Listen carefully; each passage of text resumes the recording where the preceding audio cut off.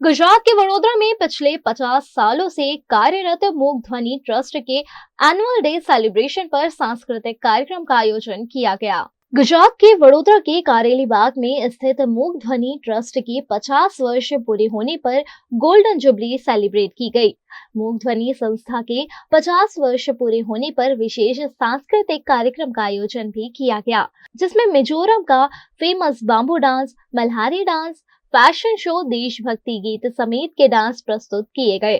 कार्यक्रम में विशेष बच्चों ने नाटक इत्यादि की भी प्रस्तुति दी।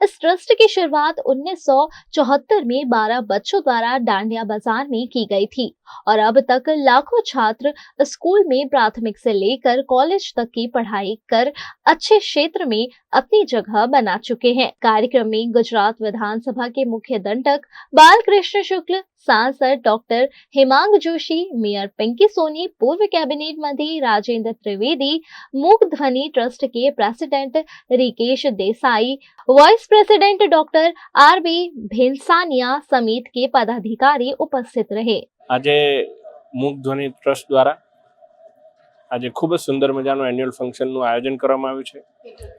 આ ફંક્શનની અંદર ખૂબ જ મોટી સંખ્યામાં આપણા દિવ્યાંગ બાળકો કે જેઓ આપણા વડાપ્રધાન શ્રીના હૃદયને ખૂબ જ પ્રિય છે તેઓના ખૂબ જ તેજસ્વી ઓજસ્વી પ્રદર્શનો અમે માણ્યા છે, જોયા છે અને સાથે સાથે જે લોકોએ સમગ્ર રાજ્યની અંદર આ સંસ્થાનું નામ ઉજળું કર્યું હોય તેવા લોકોને બિરદાવ્યા પણ છે।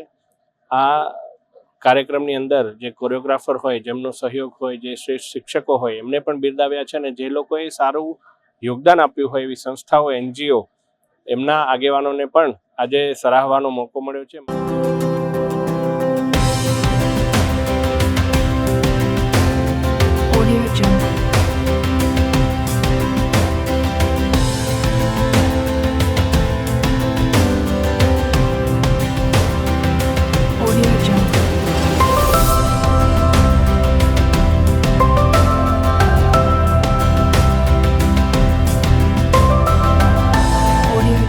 જે બાળકો જન્મથી સાંભળી જ નથી શકતા અને સાંભળી નથી શકતા એટલે બોલી નથી શકતા એવા બહેરા અને મૂંગા જે બાળકો છે એમની આ સંસ્થા મૂક ધ્વનિ ટ્રસ્ટ દ્વારા સંચાલિત આ કારેલીબાગ સ્થિત જે કમળાબેન મૂક બધિર વિદ્યાલય, જેની અંદર પ્રાથમિક, માધ્યમિક, ઉચ્ચ માધ્યમિક અને ભારતની સૌથી પહેલી મૂક બધિર એટલે કે બહેરા અને મૂંગા બાળકો માટેની કોલેજનું સંચાલન આ ટ્રસ્ટ કરે છે।